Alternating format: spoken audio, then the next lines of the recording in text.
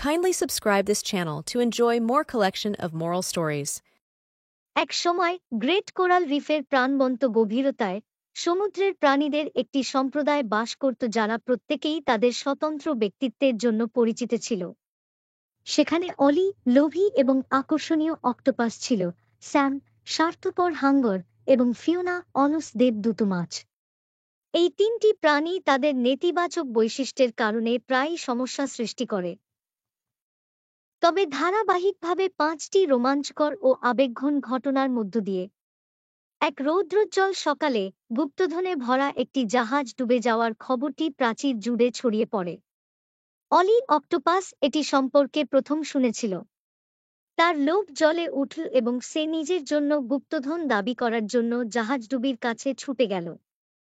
সে তার তাঁবুগুলো সোনা ও গহনার চারপাশে মুড়েছিল, কিন্তু সে পালানোর চেষ্টা করতে গিয়ে জাহাজের শক্ত করিডোরে আটকে যায়। তিনি সংগ্রাম এবং আতঙ্কিত। উইনস্টন, চতুর ওয়ালরাস, অলির দুর্দশা লক্ষ্য করেছিলেন এবং সাঁতার কেটেছিলেন। অলি, তোমার লোভ তোমাকে ফাঁদে ফেলেছে। আমাকে তোমাকে সাহায্য করতে দাও, এবং মনে রাখবেন, শেয়ার করাই যত্নশীল, সে বিজ্ঞ হাসি দিয়ে বলল। অনিচ্ছায় অলি রাজি হয়ে গেল। একবার মুক্ত হয়ে গেলে তিনি বুঝতে পেরেছিলেন যে কিভাবে তার লোভ তার জীবনকে প্রায় ব্যয় করেছিল এবং রিফের বাসিন্দাদের সাথে ধন ভাগ করার সিদ্ধান্ত নিয়েছে। একদিন মাছের একটি স্কুল বিপজ্জনক শিকারীর কাছ থেকে আশ্রয় চেয়ে সাঁতার কাটছিল। তারা স্যাম হাঙ্গরকে সুরক্ষার জন্য জিজ্ঞাসা করেছিল। স্যাম শুধুমাত্র নিজের কথা চিন্তা করে তারা তাকে বিনিময়ে খাবার আনতে চেয়েছিল। মাছের স্কুল তার চাহিদা পূরণের জন্য সংগ্রাম করে প্রতিদিন দুর্বল হয়ে পড়ে। উইনস্টন পরিস্থিতি পর্যবেক্ষণ করেন এবং স্যামের মুখোমুখি হন।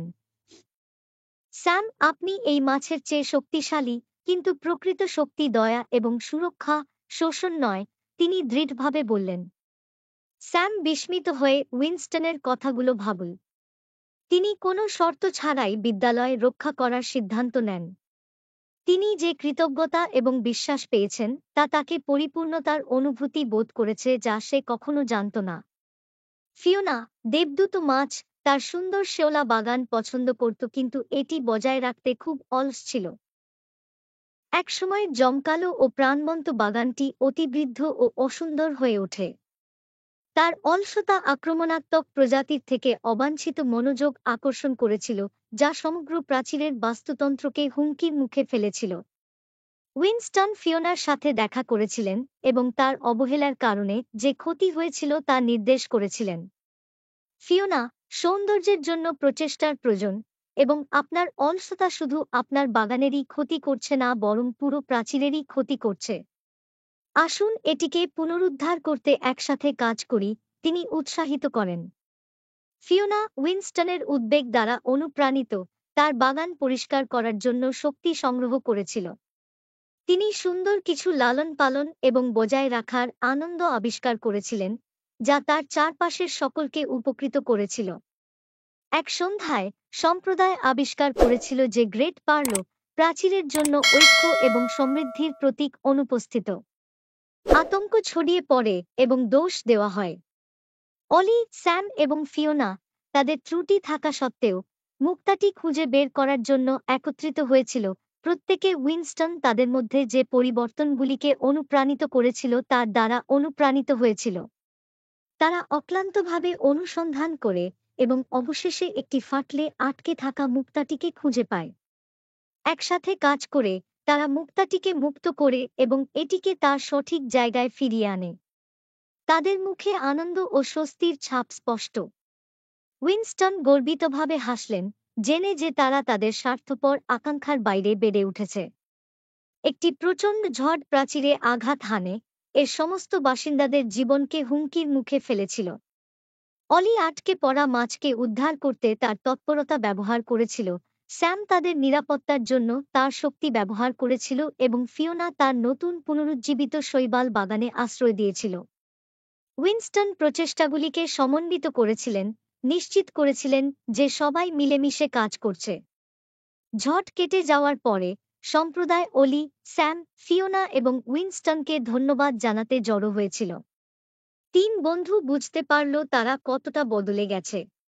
অলি আর ধন কামনা করে না, কিন্তু বন্ধুত্বকে মূল্য দেয়। স্যাম নিঃস্বার্থ কাজের মধ্যে আনন্দ খুঁজে পেয়েছিল এবং ফিওনা রিফের সুস্থতার জন্য তার অবদানের জন্য গর্বিত।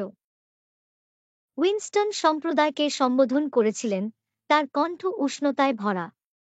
আমাদের সকলেরই ত্রুটি আছে, কিন্তু সেগুলিকে চিনতে এবং কাটিয়ে ওঠার মাধ্যমে আমরা আরও শক্তিশালী এবং ভালো হয়ে উঠি। আসুন আমরা একে অপরকে সমর্থন করা এবং শিখতে থাকি। সেই দিন থেকে গ্রেট কোরাল রিফ আগের চেয়ে অনেক বেশি বিকাশ লাভ করেছে। অলি, স্যাম, ফিওনা এবং উইনস্টনের গল্পটি একটি প্রিয় গল্প হয়ে উঠেছে, প্রজন্মের মধ্য দিয়ে চলে গেছে। এটি তরুণ সামুদ্রিক প্রাণীদের শিখিয়েছিল যে সত্যিকারের সৌন্দর্য, শক্তি এবং আনন্দ ভিতরে থেকে আসে এবং একসাথে কাজ করা এবং একে অপরকে সমর্থন করা যে কোনো বাধা অতিক্রম করতে পারে। এবং তাই চতুর ওয়ালরাস, লোভী অক্টোপাস, স্বার্থপর হাঙ্গর এবং অলস এঞ্জেল ফিশ সুরেলাভাবে বাস করত, তাদের শিক্ষার দ্বারা তাদের বন্ধন দৃঢ় হয়। প্রাচীরটি বিস্ময় এবং ঐক্যের একটি জায়গা, বৃদ্ধি এবং বন্ধুত্বের শক্তির প্রমাণ হিসাবে রয়ে গেছে।